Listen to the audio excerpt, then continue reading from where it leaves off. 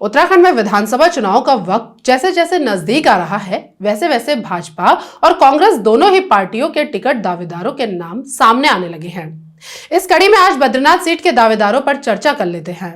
वहीं बद्रीनाथ विधानसभा सीट, जो उपचुनाव के दौरान सबसे चर्चित सीट रही, वर्तमान राजनीतिक समीकरण को देखते हुए विभिन्न माध्यमों और सोशल मीडिया सर्वेक्षण के रुझानों के आधार को अगर समझे तो इस सीट पर कांग्रेस से ज्यादा घमासान बीजेपी के भीतर दिखाई देता है। बद्रीनाथ सीट पर 2024 के उपचुनाव में कांग्रेस की जबरदस्त जीत के नतीजे सत्ताधारी भाजपा को एक नई रणनीति बनाने पर मजबूर कर दिया है।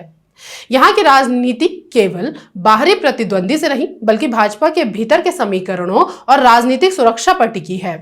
इस पूरी विवाद के केंद्र में मोदी लहर में भी हार का स्वाद चख चुके वर्तमान में भाजपा प्रदेश अध्यक्ष महेंद्र भट्ट है, जिनकी भूमिका सबसे निर्णायक मानी जा रही है। भाजपा के दावेदारों की बात करें तो यहाँ पर भाजपा के पास 4 प्रमुख चेहरे हैं।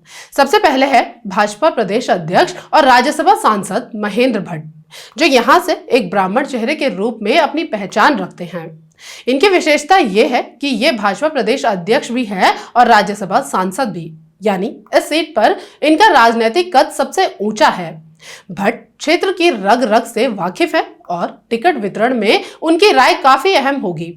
सवाल यह है कि क्या भाजपा उनको दो पद से नवाजने के बाद भी फिर से विधानसभा चुनाव में उतार सकती है। वैसे ये कम ही हुआ है, पर कोई आश्चर्य नहीं कि भाजपा ऐसा कर भी दे, क्योंकि इससे पहले भी कई जगह देखा गया कि सांसदों को विधायक का चुनाव भाजपा आलाकमान ने लड़ाया है। लेकिन अगर बद्रीनाथ सीट से उनका पत्ता कटता है तो फिर महेंद्र भट्ट चाहेंगे कि बद्रीनाथ सीट की कमान किसी ऐसे भरोसेमंद व्यक्ति के हाथ में रहे जो उनके राजनीतिक साम्राज्य को सुरक्षित रखे और उनके प्रभाव के नीचे रहकर काम करे। हालांकि महेंद्र भट्ट प्रचंड लहर के दौरान भी चुनाव हार चुके हैं। साथ ही उनके नेतृत्व में उपचुनाव के नतीजे भी भाजपा के लिए सुखद नहीं रहे, जो उनकी लोकप्रियता और नेतृत्व पर सवाल जरूर खड़े कर गया। मोदी की प्रचंड लहर में भी भाजपा के महेंद्र भट्ट को करारी शिकस्त दे कांग्रेस के खाते में सीट डालने वाला दूसरा सबसे प्रमुख चेहरा भाजपा के लिए राजेंद्र भंडारी हैं, जो एक ठाकुर चेहरा है। पूर्व मंत्री भंडारी का अपना एक ठीक ठाक व्यक्तिगत वोट बैंक है। वे संसाधनों के प्रबंधन और चुनावी वसात बिछाने के मजे हुए खिलाड़ी हैं। लेकिन दल बदलू की छवि और उपचुनाव की हार उनकी सबसे बड़ी कमजोरी बनकर उभरी है।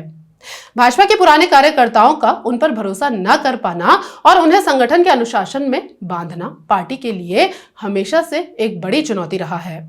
भाजपा में जाने के बाद कांग्रेस ने जिस तरह से उनको कटघरे में खड़ा किया, उससे उनकी साख जरूर गिरी है। उल्टा भाजपा ने उनकी पत्नी को निकाय चुनाव में भी दरकिनार कर एक तरह से राजेंद्र भंडारी की राजनीतिक ताकत को कम किया है। जिस तरह से 2024 लोकसभा में एक रात में कांग्रेस से भाजपा में भंडारी ने पलटी मारी, उससे उनकी विधानसभा में उनकी छवि को भारी डेंट लगा। उल्टा हुआ ये कि कांग्रेसी तो राजेंद्र भंडारी से नाराज हुए ही, भाजपा कार्यकर्ताओं के मन में भी वो अपने लिए कोई खास जगह नहीं बना पाए। भाजपा के तीसरे संभावित दावेदार के रूप में हैं कृष्णमणि थपलियाल। ये भी भाजपा के पास एक ब्राह्मण चेहरे के रूप में विकल्प हैं। थपलियाल की सबसे बड़ी ताकत उनकी साफ सुथरी छवि और संगठन के प्रति अटूट निष्ठा है। वे वर्तमान में कर्मकार बोर्ड में सक्रिय हैं और एक स्थानीय व सुलभ नेता के रूप में पहचाने जाते हैं और महेंद्र भट्ट के करीबी हैं। महेंद्र भट्ट उन्हें एक पॉलिटिकली सेफ विकल्प के रूप में देखते हैं। भट्ट कभी भी अपने गृह क्षेत्र में कोई ऐसा दूसरा ब्राह्मण चेहरा खड़ा नहीं होने देना चाहेंगे जो भविष्य में उनके कद को चुनौती दे सके। इसलिए थपलियाल का सांगठनिक अनुशासन भट्ट के नेतृत्व के लिए सबसे अनुकूल है। हालांकि बड़े स्तर पर चुनावी प्रबंधन और सीधे कड़े मुकाबले का अनुभव कम होना उनकी कमजोरी साबित हो सकता है। भाजपा के पास बद्रीनाथ सीट से रघुवीर बिष्ट के रूप में चौथा उम्मीदवार है, जो एक ठाकुर नेता के रूप में पहचान रखते हैं।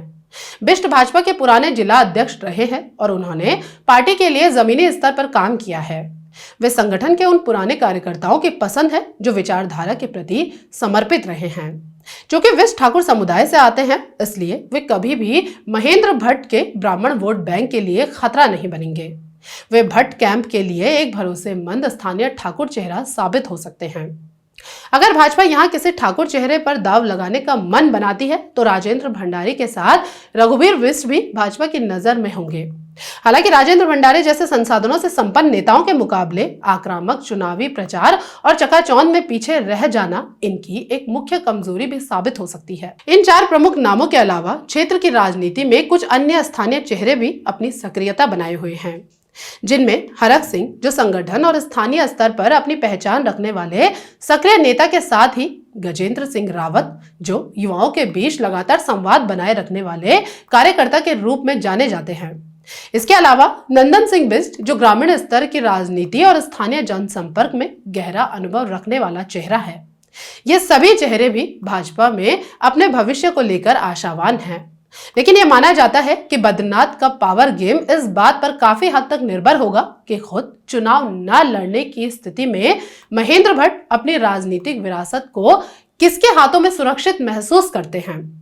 वर्तमान समीकरणों में कृष्णमणि थपलियाल और रघुवीर बिष्ट जैसे चेहरे इसलिए चर्चा में हैं क्योंकि वे संगठन के अनुशासन और भट्ट के नेतृत्व दोनों के लिए राजनीतिक रूप से सुरक्षित माने जा रहे हैं। अब बात कांग्रेस की करें तो यहाँ पर अयोध्या के बाद दूसरी हिंदुत्व वाली सीट बद्रीनाथ पर कांग्रेस की पकड़ काफी समय से मजबूत है। राजेंद्र भंडारी के जाने के बाद लगा कि कांग्रेस को यहाँ झटका लग सकता है, लेकिन कांग्रेस ने उपचुनाव में अपने ही एक कार्यकर्ता लखपत बुटोला को अपने पूर्व विधायक भंडारी के सामने खड़ा कर दिया। गणेश गोदियाल, जो लोकसभा चुनाव के अहम वक्त पर राजेंद्र भंडारी से धोखा खा गए थे, उन्होंने उपचुनाव को अपने अहम और सम्मान का चुनाव बना डाला। नतीजा, गोदियाल का लगातार राजेंद्र भंडारी के धोखे को जनता के सामने रखना और धुआंधार जमीनी प्रचार से लखपत बुटोला को राजेंद्र भंडारी जैसे नेता को हराने में कामयाबी दिलाई। इस जीत में कंधे से कंधा मिलाकर गोदियाल का साथ देकर तत्कालीन प्रदेश अध्यक्ष करण महाराज ने भी पूरी बागडोर गणेश गोदियाल को सौंपकर उन पर भरोसा जताया। इस जीत के बाद सदन में आए लखपत बुटोला आज एक स्थापित नेता बन चुके हैं। जन सरोकारों पर मुखर आवाज, सदन में पहाड़ के हर दर्द को उठाना, तत्कालीन मंत्री प्रेमचंद्र अग्रवाल के पहाड़ के प्रति अपशब्दों पर भरे सदन में अकेले आवाज उठाना उनको राष्ट्रीय फलक पर भी लाया। इसलिए लगता है कि फिलहाल कांग्रेस में उनका टिकट काफी हद तक पक्का है। यकीनन कांग्रेस के पास बद्रीनाथ सीट पर भी कई चुनावी योद्धा मौजूद हैं, लेकिन फिलहाल बद्रीनाथ विधानसभा के अंदर लखपत बुटोला के समांतर कोई और दावेदार नहीं दिखाई देता।